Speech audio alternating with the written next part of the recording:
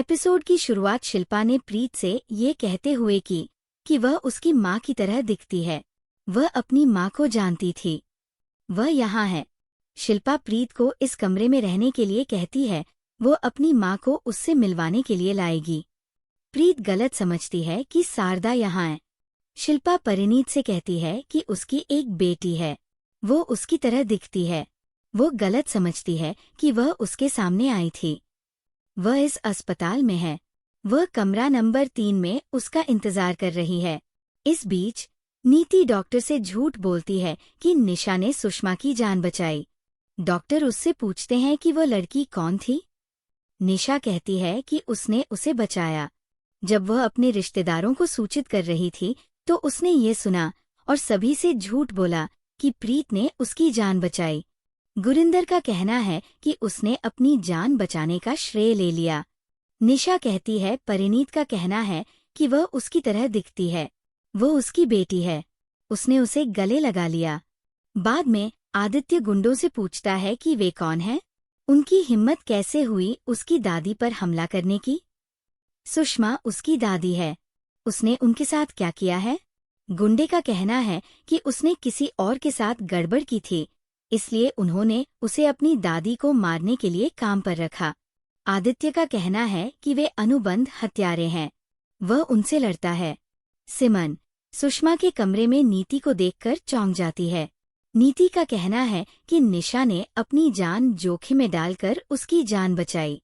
किसी ने उसे मारने की कोशिश की। चाची का कहना है कि उसका कोई दुश्मन नहीं है।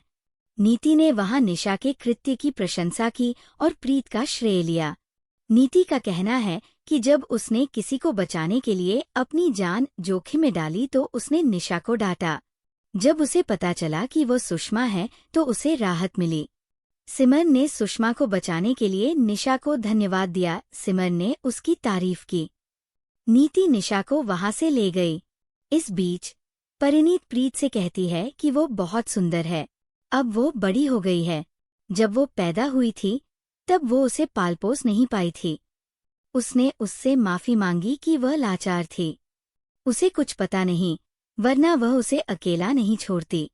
उसे चिंता थी कि प्रीत अकेली कैसे बड़ी हो गई। अब वो कैसी है? प्रीत कहती है कि उससे गलती हुई है। वह उसकी माँ नहीं है। उसकी माँ का नाम शारदा है। हो सकता है कि वह उसकी बेटी की हमशक्ल हो। वह बचपन से ही शारदा के साथ थी। सभी जानते हैं कि वह शारदा की बेटी है। उसकी बहन भी उससे मिलती जुलती है। परिणीत गलत नहीं है क्योंकि वह उसकी तरह दिखती है। उसकी बेटी उसे जरूर माफ कर देगी। एक माँ अपनी बेटी को बिना वजह नहीं छोड़ेगी। वह उसे समझ सकती है। इस बीच नीति निशा से कहती है कि आदित्य का परिवार पारंपरिक है। उसने उन्हें विश्वास दिलाया है कि वह पारंपरिक और सुसंस्कृत लड़की है। वह उनके परिवार की आदर्श बहू है। वह उन्हें उसे स्वीकार करने के लिए मना लेगी। निशा उन्हें प्रभावित करने का आश्वासन देती है। परिणीत प्रीत से माफी मांगती है। वह कहती है कि उसे उससे मिलकर खुशी हुई।